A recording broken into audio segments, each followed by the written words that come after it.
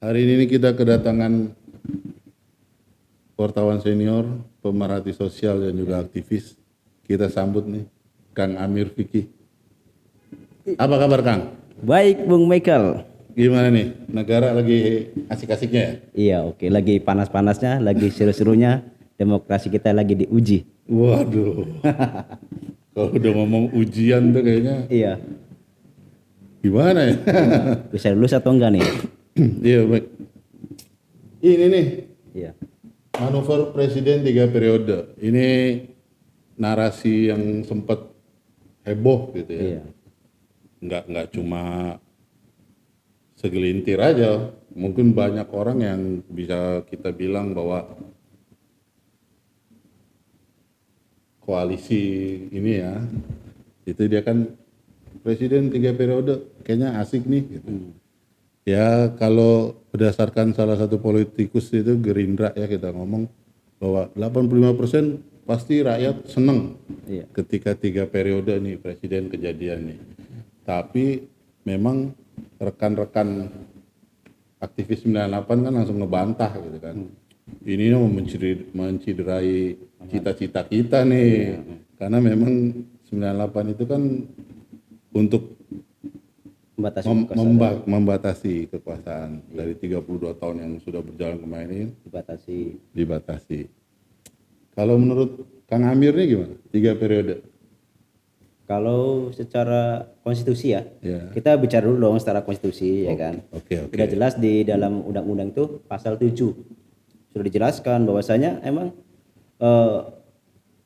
masa jabatan presiden itu hanya bisa dipilih sebanyak 2 kali. Itu secara konstitusi ya. Ya. Jadi ya emang jika ini dipaksakan, ya berarti melanggar ini, Bu Michael, melanggar konstitusi, karena konstitusi sudah jelas mengatakan bahwasanya masa jabatan itu hanya 2 periode. Kalau secara individu ya kan, saya sih nggak sepakat bahwasanya masa jabatan itu menjadi 3 periode, karena itu sangat sangat riskan. Ini bisa jadi nanti akan tercipta kepemimpinan yang otoriter, karena kan jabatan itu bisa membuat orang tuh lupa diri akhirnya bisa bersikap otoriter atau yang lainnya. Maka itu secara pribadi, dan bisa jadi ini suara masyarakat, Bung, dan ini juga amanat informasi.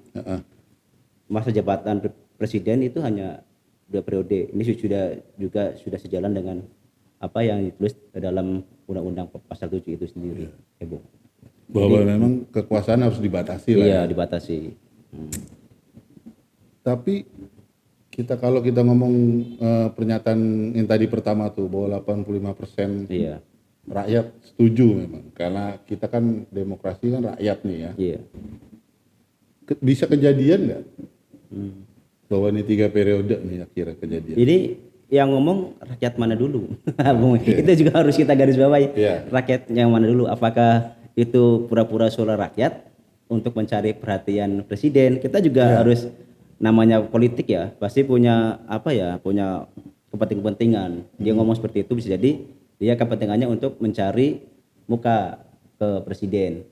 Dan itu pun sudah dikonfirmasi oleh presiden itu sendiri bahwasanya orang yang selalu menghembuskan masa jabatan itu ditambah menjadi 3 periode itu bisa menampar muka presiden. Itu yang dikatakan oleh presiden sendiri melalui juru bicaranya kan, Fajrul Rahman itu. Makanya ya bisa jadi orang yang ngomong seperti itu emang sedang mencari muka terhadap presiden itu sendiri. Dan kalau bicara tentang rakyat yang mana? Kan kita udah harus diukur dong rakyat yang mana yang mengatakan seperti itu. Kalau menurut survei enggak, jauh banget. Iya, jauh-jauh dong. Jadi kalau kita mengatakan rakyat harus ada indikator yang jelas. Berbagai survei mengatakan masa jabatan presiden itu rakyat mayoritas enggak sepakat menjadi 3 periode. Cukup 2 periode. Itu silakan Mas Bung Michael ceklah di berbagai media. Mau survei manapun pasti mengatakan tidak setuju presiden menjadi 3 periode, enggak ada. Kalau ada politisi yang mengatakan seperti itu politisi yang sedang nyari muka. nyari muka. Ya kalau kita ngomong nyari muka nih, Iya, nyari muka. dia yang ngomong 3 periode dan lain-lain. Bisa nggak sih kalau misalkan kita Iya. sebut, nih orang udah nyaman nih di 2 periode, tanggung nggak satu lagi? Iya. Biar ya kita nggak tahu lah ya, namanya orang nyaman Iya. dan lain-lain. Itu gimana bro, Wah. Bung Amir? Kalau dalam politik semuanya bisa, Bung. Semuanya bisa. Seandainya nih wacana ini terus dihembus-hembuskan, terus akhirnya mendapat kekuatan politik di Senayan atau di DPR, itu bisa kejadian. Oke. Tapi jangan salah, harus Ya. Gimana nih? mereka itu harus siap menghadapi kekuatan rakyat. Oke. Nah, itu. Oke, kalau secara politik bisa jadi ini bisa. Mungkin awalnya Pak Presiden menolak, tapi dengan dorongan-dorongan partai politik itu yang ada di Senayan, itu bisa terjadi dengan melakukan amandemen undang-undang yang kelima. Nah, sekarang ini sedang dihembuskan, Bu Michael. Iya. Adanya amandemen itu. Makanya sejumlah aktivis atau apalah dari berbagai elemen masyarakat, amandemen undang-undang yang sedang dihembuskan oleh MPR itu bisa jadi itu masuk sebagai cara untuk mengubah undang-undang pasal 7 itu sendiri. Iya. Bisa jadi nanti di situ dalam amandemen itu disipin masa jabatan Bapak Presiden itu bisa menjadi 3 periode. Betul. Itu bisa terjadi. Ya. Ya. Tapi kan selama ini Ketua MPR kan sudah mengatakan amandemen kelima ini bukan terkait masa jabatan 3 Masa periode. jabatan presiden. Tapi kan itu kan bisa terjadi, Bung. Ya. Iya kan? Namanya politik, Bung. Ya. Pasti ada lah. Nggak mungkin undang-undang amandemen itu nggak ada maksud tertentu. Pasti ada siluman-siluman yang akan masuk situ. Jadi untuk kepentingan masa jabatan presiden menjadi 3 periode, atau nanti ada sisipan jumlah presiden tersebut itu menjadi kurang dari 10%, atau muncul terkait calon independen, presiden independen, bisa namanya amandemen kan itu. Nanti akan muncul bisikan-bisikan lah untuk memenuhi hasrat politik mereka. Jadi kalau Bu Michael mengatakan mungkinkah 3 periode itu terjadi, mungkin dalam politik, tapi itu pasti akan menuai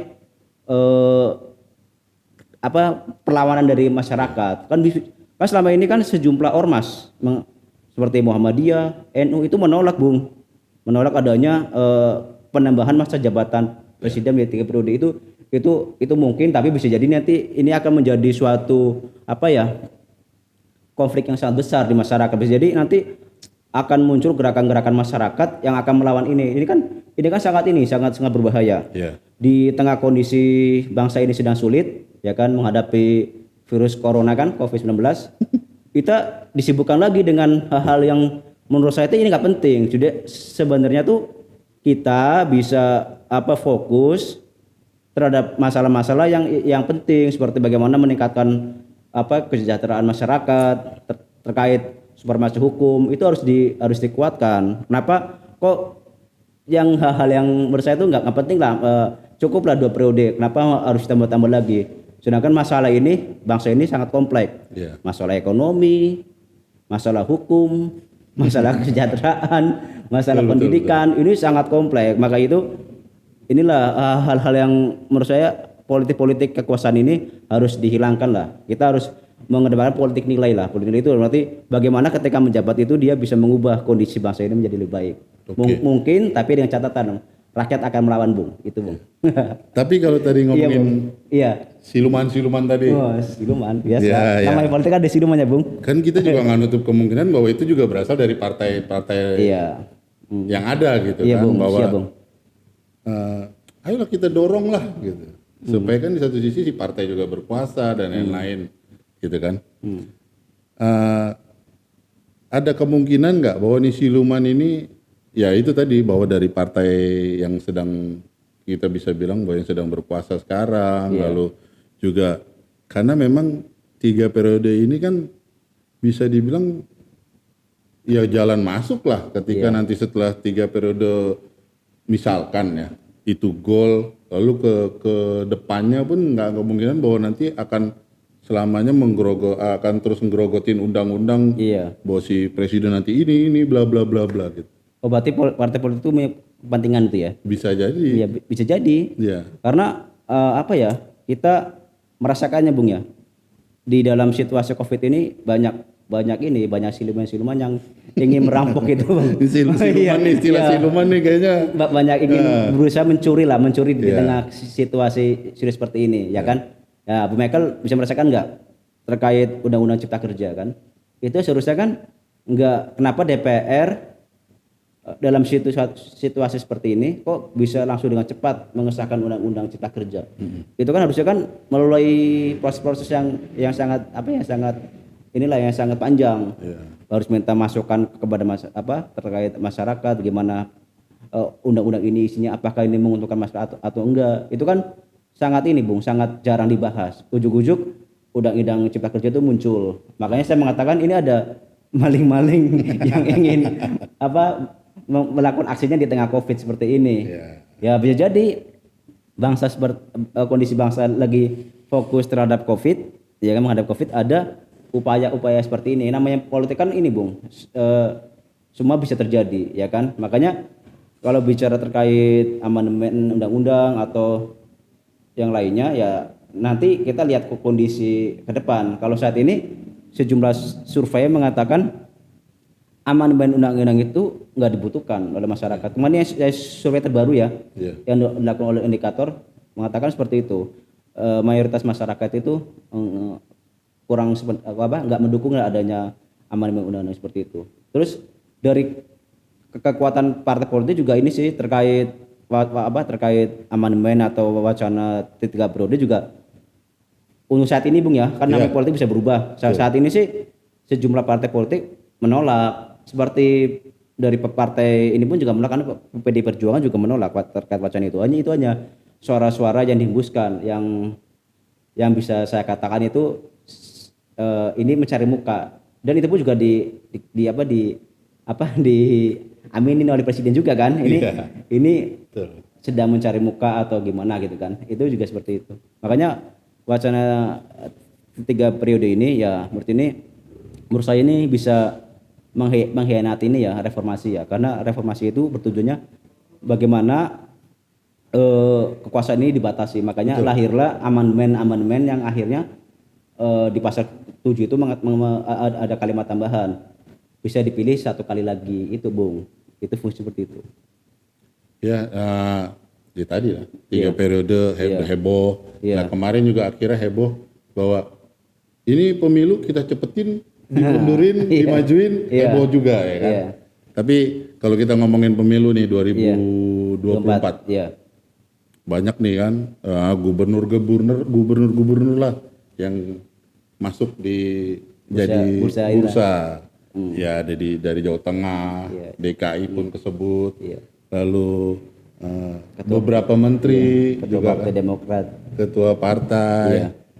Pandangan Kang Amir nih gimana nih dari sekian bursa tadi? Ya kalau kita ngomong cocok-cocokan kan itu ini ya.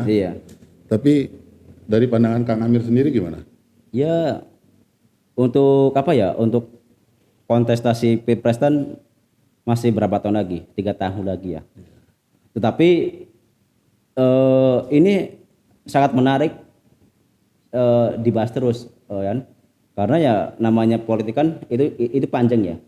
Karena dalam Pilpres itu butuh nanti proses untuk meyakinkan partai atau hingga akhirnya muncul ke nama itu sebagai calon presiden. Ada tahapan. Ada tahapannya, proses panjang kan tahapannya. Dan untuk saat ini sih ya emang dari sejumlah survei mengatakan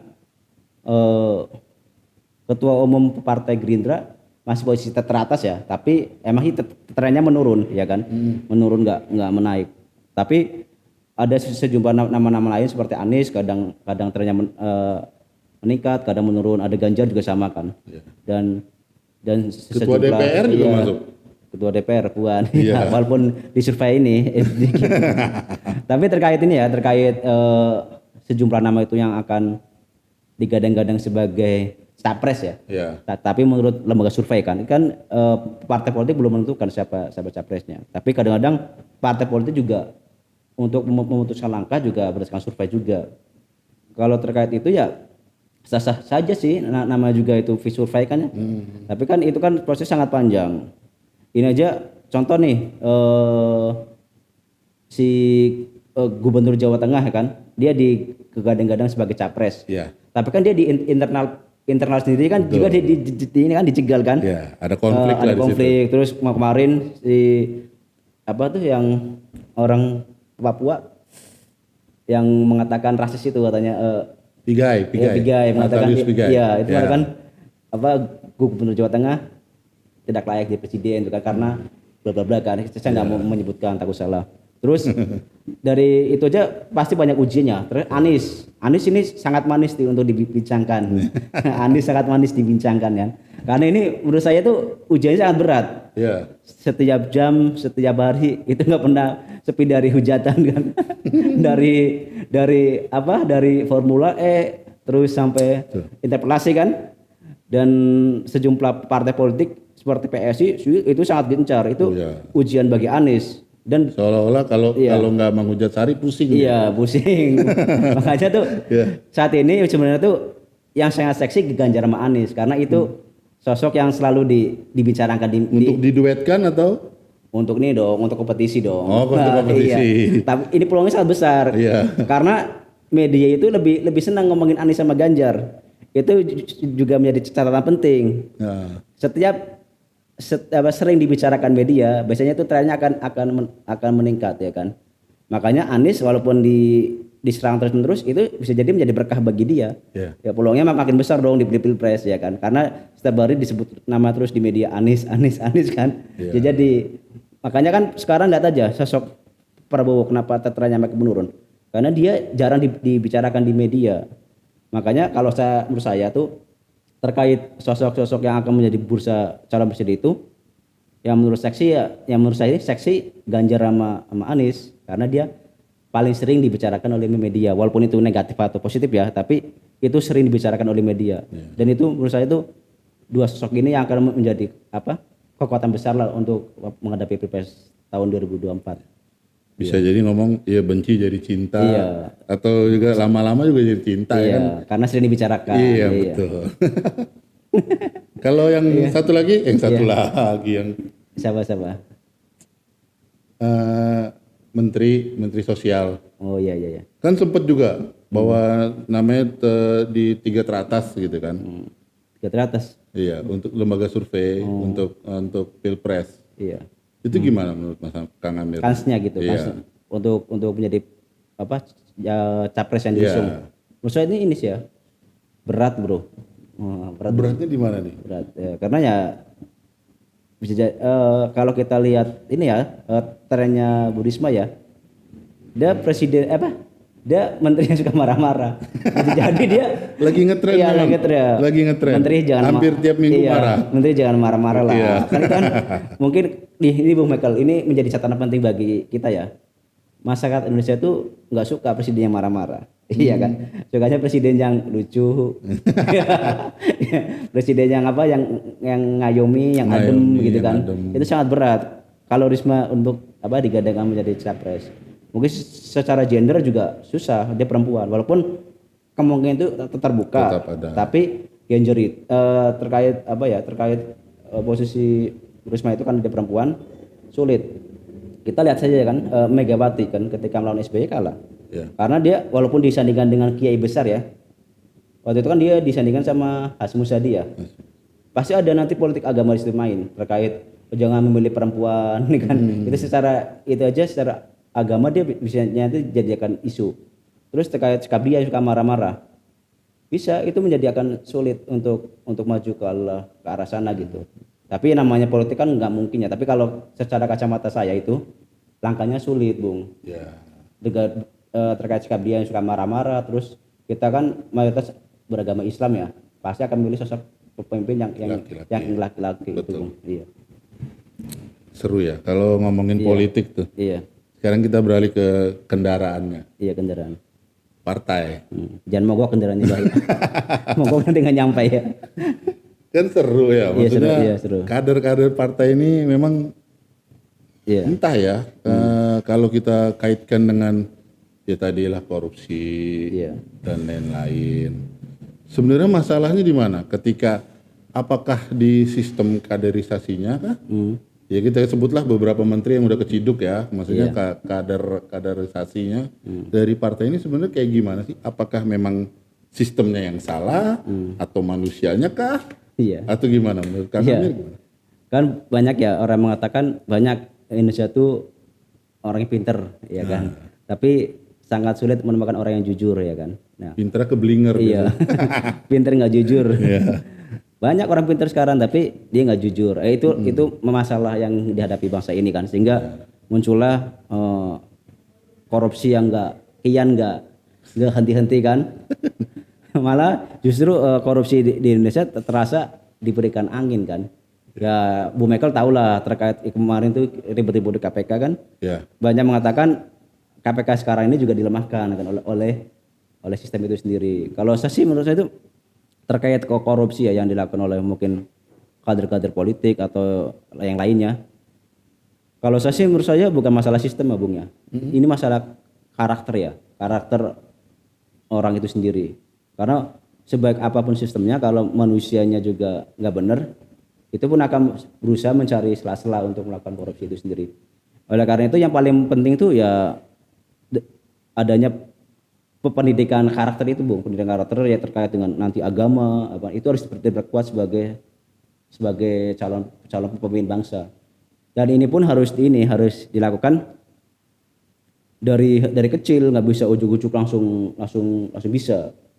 Makanya kalau kita ingin menciptakan pemimpin bangsa yang jujur dari kecil itu harus dilatih menjadi sosok yang pribadi yang unggul kan, dari intelektualnya, dari sikapnya kan, dari akhlaknya itu harus kita bentuk, dan itu pun dibentuk harus melibatkan berbagai Bung, pihak lah, dari keluarga, sekolah dan lain-lain.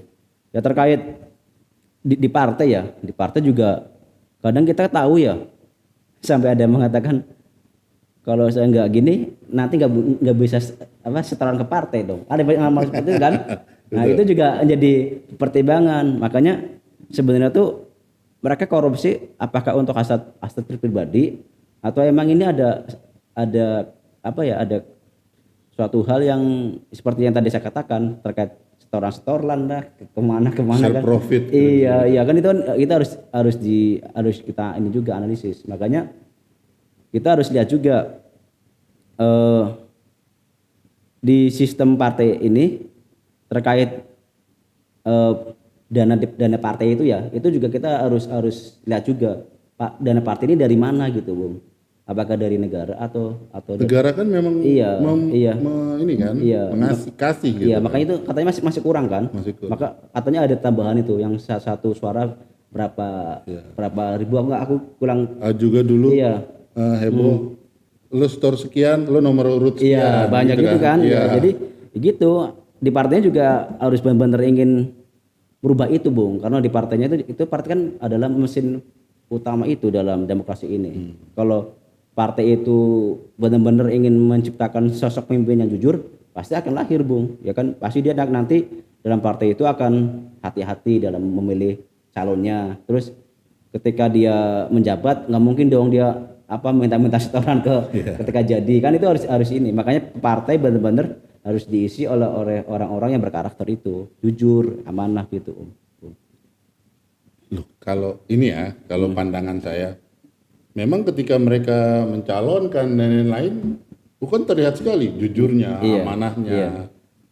Nah, yang akhirnya merubah itu gitu. Iya, kalau tadi ngomong karakter dan lain-lain, atau ada dorongan kita sebut tadi bahwa setoran dan lain-lain gitu kan. Ini bisa nggak sih ini dihilangkan, atau bahkan ya diminimalisir dulu lah. Iya. Baru hilang sebenarnya. Bisa Bung, bisa. Masalahnya di partai itu mau nggak merubah itu. Karena itu. Enggak, kondisi sesulit apapun kalau emang mental kita ingin berubah, pasti bisa lah. Kita kan apa ya, bangsa yang sangat besar lah, bangsa yang besar secara wilayah, secara besar, secara sumber daya alam. Masa sih nggak bisa mengirim partai? Pasti bisa lah. Iya. Tapi dengan catatan kita harus apa ya, melahirkan politik-politisi yang berakhlak, Bung, dan jujur, yang amanah. Itu insya Allah akan terbentuk. Sebaik-baik sistem kalau dikendalikan oleh orang yang nggak punya nggak punya integritas kan susah juga, Bung. Jadi semuanya bisa kita mewujudkan Indonesia yang bersih dari korupsi, tapi itu dilakukan oleh benar-benar upaya yang sangat serius dari sistem hukumnya, dari nanti ke arah mesin partainya itu sendiri, itu gimana caranya, itu harus berjalan bersama. Nggak bisa contoh nih, kita berusaha menciptakan hukum yang tegas terhadap koruptor, tapi ternyata sedang gencar-gencarnya dari DPR membuat undang-undang yang nggak mendukung itu, kan susah juga, Bung. Makanya masalah terbesar dari bangsa ini adalah orang yang menciptakan undang-undang itu sendiri. Kalau yang menciptakan undang-undang itu berpihak pada upaya pemberantasan korupsi, pasti akan tuntas. Ini kan enggak, upaya pemberantasan korupsi udah baik, dikelokotin akhirnya semakin lemah. Iya, dipretelin. Dipretelin. Makanya ya dari Senayan itulah bangsa ini bisa berubah. Seru. Kita ngomongin ini. Apa ya? COVID ya. Pandangan Bung Amir, Kang Amir nih. Ini ya tadi kalau Kang Amir tadi menyangkut bahwa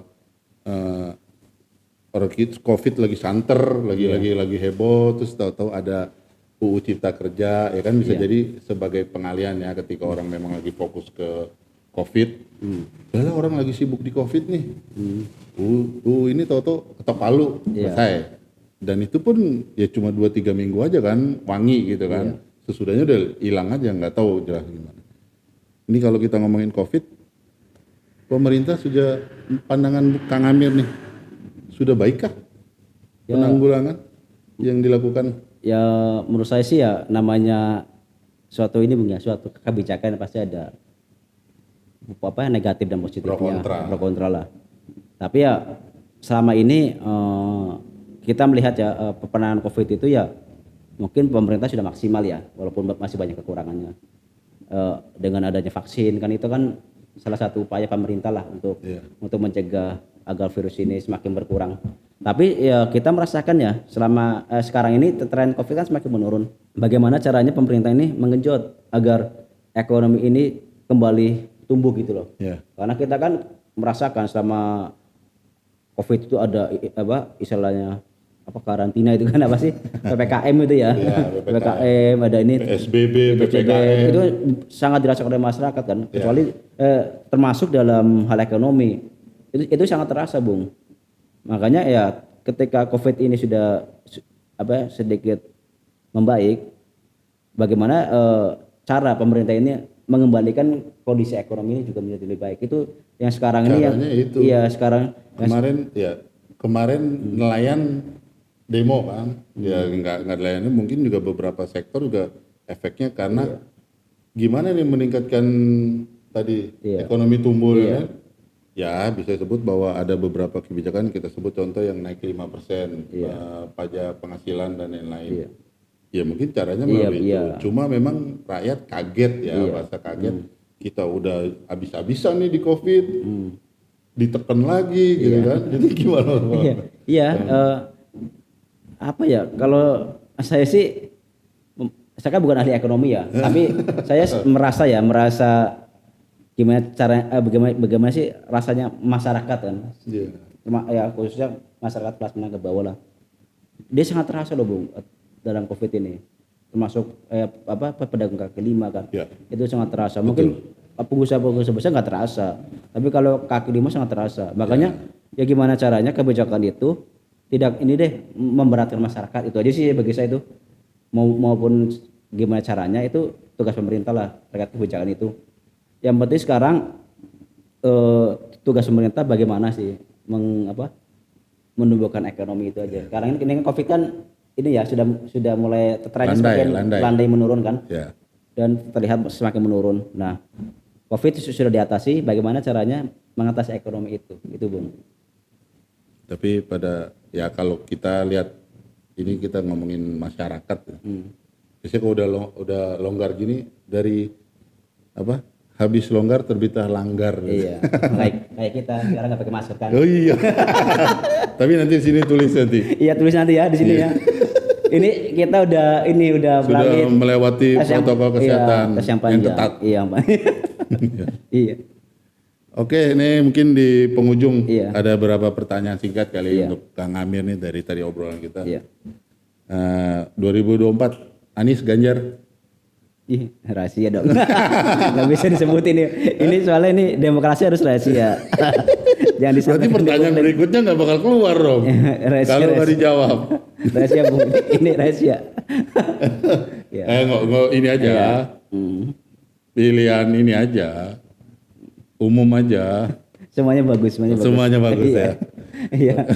Tapi terkait 3 periode saya tegas menolak itu. Tegas menolak. Dan saya yakin juga masyarakat pasti menolak lah. Karena ini satu mengkhianati reformasi, yang kedua ini bisa menciptakan pemimpin yang otoriter, yang ketiga kita butuh sosok pemimpin yang baru lah. Ya. Iya. Jadi dengan ide-idenya Iya. mungkin lebih fresh. Iya. Dengan yang udah dia kerjakan yang baik dilanjutkan. Yang kurang. Ya, dengan ide-ide fresh lainnya Iya. gitu ya. Baik. Sudah di penghujung nih. Iya.